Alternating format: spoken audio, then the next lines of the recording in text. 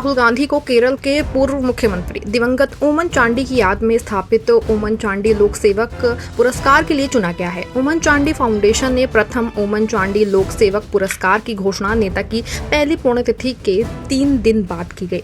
इस पुरस्कार के विजेता को 1 लाख रुपए की राशि और प्रसिद्ध कलाकार एवं फिल्म निर्माता नेमम पुष्पराज की बनाई गई प्रतिमा दी जाएगी। आम आदमी पार्टी और दिल्ली सीएम की पत्नी सुनीता केजरीवाल ने हरियाणा में 5 गारंटी दी हैं। इस दौरान पंजाब के मुख्यमंत्री भगवंत सिंह मान भी मौजूद थे। वहीं अब इस पर अकाली दल के नेता बबली ढिल्लों ने कहा कि हरियाणा से पहले आप सरकार पहले पंजाब की गारंटी पूरी करे। उन्होंने कहा कि चुनाव से पहले आम आदमी पार्टी झूठी गारंटी देती है। महाराष्ट्र के पुणे में बीजेपी के अधिवेशन का आयोजन किया गया, जिसमें केंद्रीय गृह मंत्री अमित शाह, पार्टी के प्रदेश प्रभारी और केंद्रीय मंत्री भूपेंद्र यादव, सह प्रभारी अश्विनी वैष्णव समेत अन्य नेताओं ने भाग लिया। इस दौरान महाराष्ट्र बीजेपी अध्यक्ष चंद्रशेखर बावनकुले ने कहा कि उनकी पार्टी ने हालिया संपन्न लोकसभा चुनावों में प्रदेश की कुल सीटों पर हार के बावजूद उनकी पार्टी को लोगों का समर्थन बरकरार है।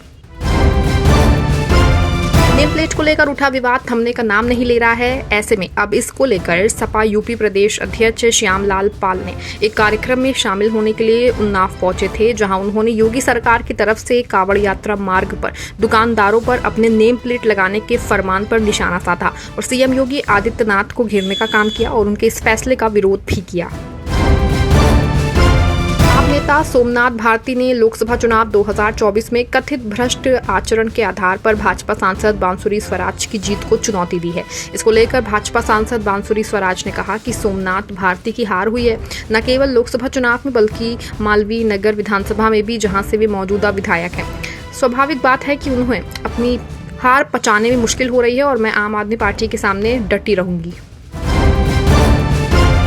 बठिंडा सांसद और शिरोमणि अकाली दल की नेता हरसिमरत कौर बादल ने केंद्र सरकार पर जमकर निशाना साधा। उन्होंने कहा कि पीएम मोदी ने जो वादे किए वो अभी तक पूरे नहीं हुए। प्रधानमंत्री के वादे के बाद भी किसान धरने पर बैठे हैं। उन्होंने पाकिस्तान और मध्य एशिया के साथ व्यापार के लिए वाघा और हुसैनीवाला सीमाएं खोलने की अपील की है। हरियाणा में जननायक जनता पार्टी के राष्ट्रीय अध्यक्ष अजय चौटाला ने कांग्रेस नेता भूपेंद्र सिंह हुड्डा को लेकर कई आपत्तिजनक टिप्पणियां की। उन्होंने कहा कि दीपेंद्र हुड्डा को टिकट दिलाने के लिए भूपेंद्र हुड्डा को बहुत पापड़ बेलने पड़ेंगे। उन्होंने कहा कि हुड्डा को राहुल गांधी के आगे गिड़गिड़ाना पड़ेगा। साथ ही उन्होंने कार्यकर्ताओं से कहा कि लोकसभा चुनाव के परिणाम से उन्हें निराश होने की जरूरत नहीं है। उत्तराखंड सरकार अग्निवीरों के सुरक्षित भविष्य के लिए उन्हें नियोजित करने का ठोस कार्यक्रम तैयार करने जा रही है। इसको लेकर सीएम धामी ने कहा कि सरकार चाहती है कि सेना में 4 साल पूरे होने के बाद भी अग्निवीरों को राज्य में नौकरी व रोजगार के भरपूर अवसर मिले।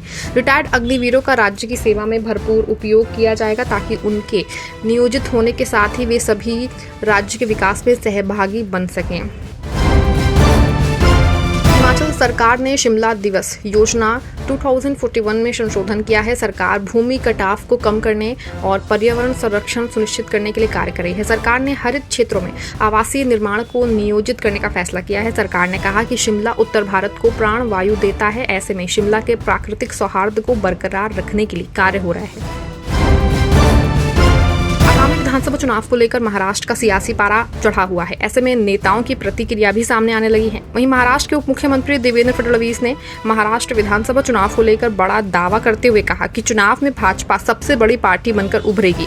साथ ही उन्होंने कार्यकर्ताओं से कहा कि शिवाजी और अर्जुन के जैसे मात्र लक्ष्य के साथ चलें कि राज्य में महायुति की फिर से सरकार बनानी है।